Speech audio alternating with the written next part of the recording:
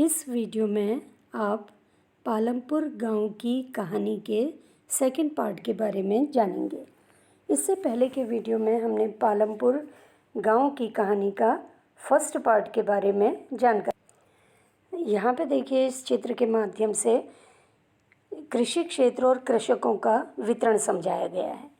अब इसमें देखिए, रेड कलर से दिखा रखा है मझोले और बड़े किसान, और जो पिंक कलर है इससे दिखा रखा है सीमांत और छोटे किसान। अब इसमें देखिए, कृषि क्षेत्र का 55.4% भाग किसके पास है? जो बड़े किसान हैं या मझोले किसान हैं उनके पास है। और 44.6% भाग किसके पास है? जो छोटे किसान हैं या सीमांत किसान हैं। अब इसके बाद देखिए, कृषकों की संख्या। कृषकों की संख्या जो है, ये पिंक कलर से जो दिखा रखा है, ये सीमांत और छोटे कृषक हैं। यानी 85% छोटे कृषक हैं, छोटे किसान हैं, और केवल 15% बड़े किसान हैं। तो हम इस चित्र के माध्यम से समझ सकते हैं। देखिए, 15% लोगों के पास खेती का कितना क्षेत्र है? 55.4%। और 85% जो छोटे किसान हैं इनके पास खेती का कितना हिस्सा है? केवल 44.6%।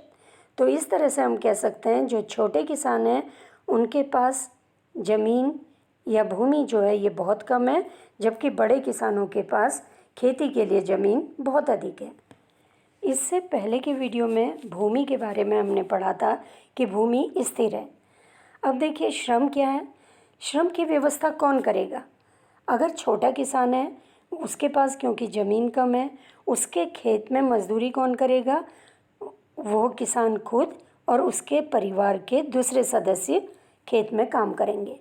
जबकि जो बड़े किसान होते हैं या मझोले किसान होते हैं, क्योंकि उनके पास बहुत बड़े खेत हैं, बहुत ज़्यादा ज़मीन है, वो क्या करते हैं? दूसरे श्रमिकों को किराए पर लगाते हैं और इस तरह से अपने खेत में काम करवाते हैं। अब देखिए, जो बड़े किसानों के खेतों में काम करते हैं उनको क्या मिलता है? क्या मजदूरी मिलती है? या तो उनको नकद मजदूरी मिलती है या अनाज के रूप में मजदूरी मिल सकती है। कभी कभी ये जो बड़े किसानों के खेत में काम कर रहे हैं जहाँ पे, वहाँ पे इनको भोजन भी मिलता है। अब इनकी मजदूरी कितनी होती है ये निर्धारित नहीं होती है। एक क्षेत्र से दूसरे क्षेत्र में मजदूरी अलग होती है। एक फसल के लिए मजदूरी अलग है तो दूसरी फसल के लिए अलग होती है मजदूरी। इसी तरह से कटाई और जो बुआई का कार्य होता है, इसके लिए भी मजदूरी जो होती है अलग अलग होती है। कुछ मजदूर दैनिक मजदूरी पर काम करते हैं, कुछ मजदूरों को साल भर काम में रखा जाता है, कुछ मजदूर ऐसे होते हैं जिनको मौसम के हिसाब से कार्य मिलता है। तो इस तरह से ये जो मजदूरी है ये हम कह सकते हैं निर्धारित नहीं है।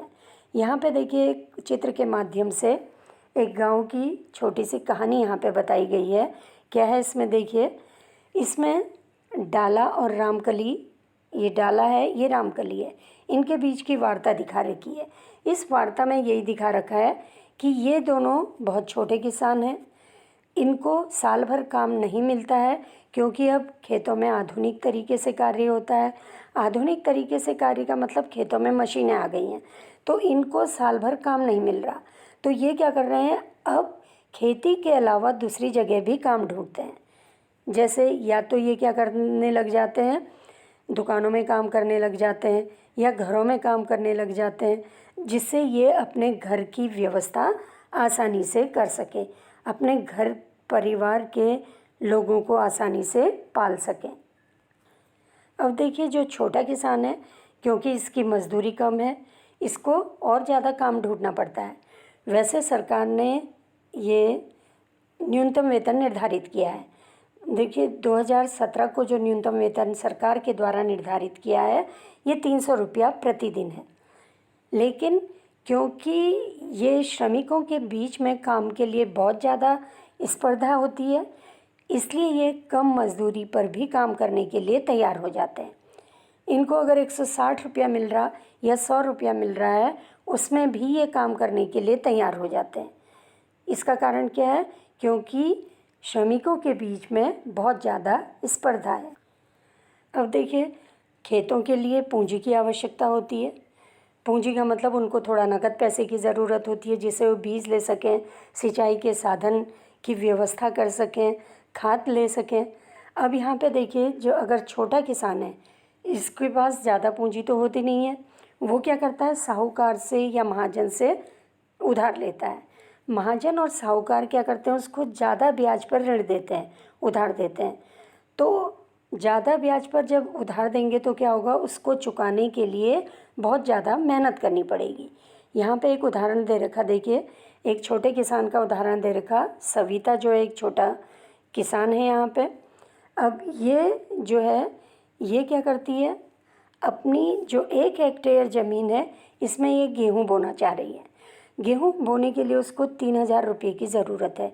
उसके पास बिल्कुल पैसा नहीं है। वो क्या कर रही है, बड़े किसान तेजपाल सिंह से कर्ज ले रही है 3,000 रुपया, और वो कितने ब्याज पर, 24% की दर से ले रही है। ब्याज की दर बहुत ऊंची है। तो और साथ ही वो क्या कर देता है, जो बड़ा किसान है तेजपाल, वो उसको कहता है या वचन लेता है उससे कि कटाई के मौसम में उसके खेत में काम करेगी और उसको केवल 100 रुपया मिलेगा उसके बदले। अब उसकी मजबूरी है तो सविता इसके लिए तैयार हो जाती है। उसको क्या करना है, साल भर बहुत मेहनत करनी है। क्यों करनी है, क्योंकि उसको 3,000 रुपया चुकाना है। इसके लिए उसको बहुत मेहनत करनी है जिससे कि वो अपने खेत में गेहूँ बो सके और अपने परिवार के लोगों का पेट पाल सके। अब देखिए, इसके विपरीत क्या होता है, जो बड़े किसान होते हैं, बड़े किसानों के पास बहुत ज़्यादा ज़मीन है तो वो खुद तो खेती कर नहीं सकते उतने बड़े खेतों में, और उनके पास पूंजी भी बहुत होती है। और साथ ही वो बचत कैसे होती है उनके पास, क्योंकि उनके खेतों में जो अतिरिक्त उपज तैयार होती है, अतिरिक्त का मतलब अपने परिवार के इस्तेमाल के बाद जो बचत हो जाती है, फसल बच जाती है, उसको वो बाज़ार में बेच देते हैं।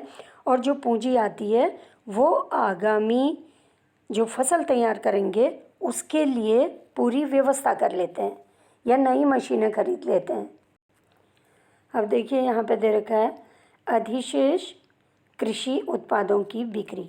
अधिशेष का मतलब है जो ज़्यादा उपज तैयार है अगर बड़े किसानों के पास, वो उसको क्या करेंगे, बेच देंगे।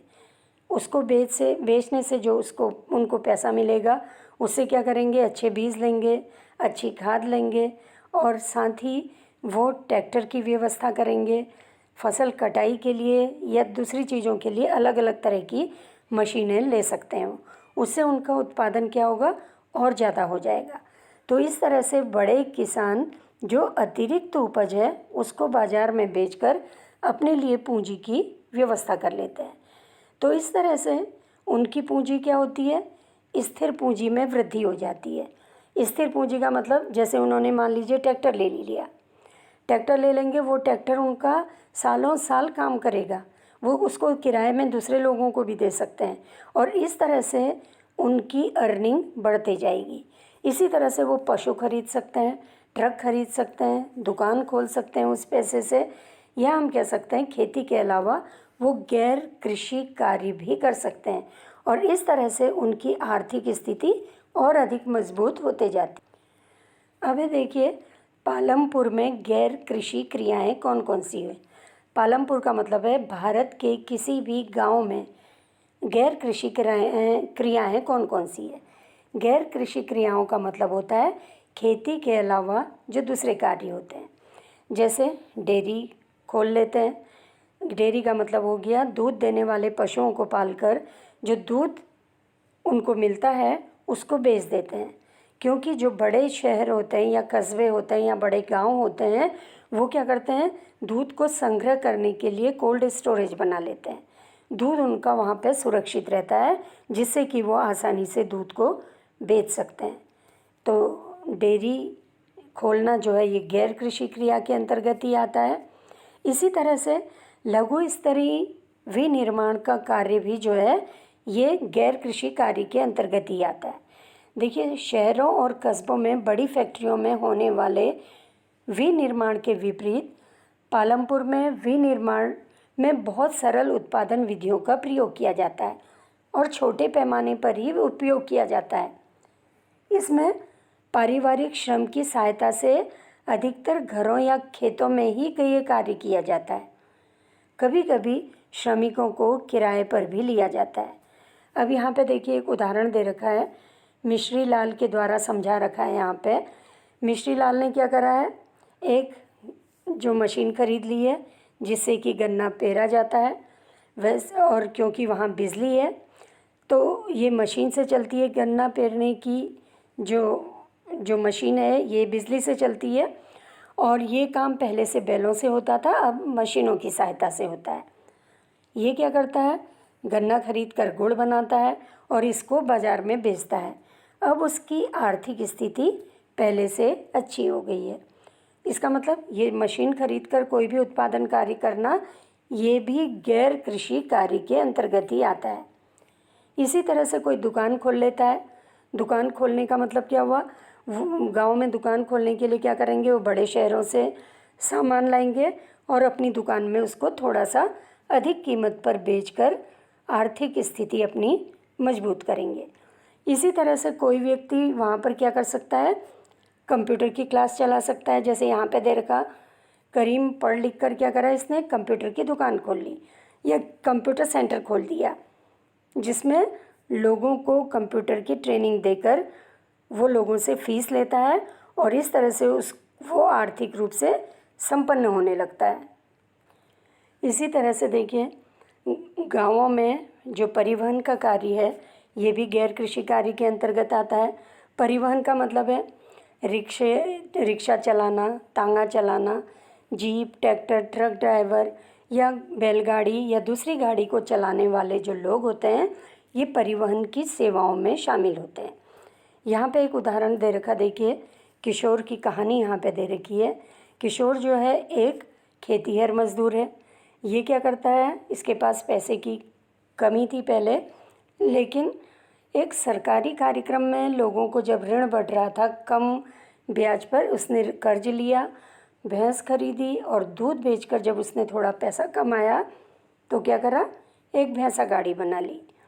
अब वो क्या करता है, उस भैंसा गाड़ी से सामान को लाने ले जाने का काम करने लगा जिससे उसकी कमाई अच्छी होने लगी, अर्निंग उसकी अच्छी होने लगी। तो इस तरह से हमने इस चैप्टर में देखा कि गांव में किस तरह से लोग धीरे धीरे परंपरागत खेती से आधुनिक खेती की ओर को बढ़ रहे हैं। अब उत्पादन के मुख्य कितने संसाधन हैं, 4 हैं। कौन कौन से हैं, एक तो है प्राकृतिक संसाधन, दूसरा है मानव निर्मित संसाधन, मानव प्रयास और पूंजी।